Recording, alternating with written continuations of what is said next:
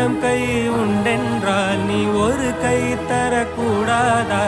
ஈராயிரம் கண் கொண்டாய் உன் ஒரு கண் என்னை பாராதா?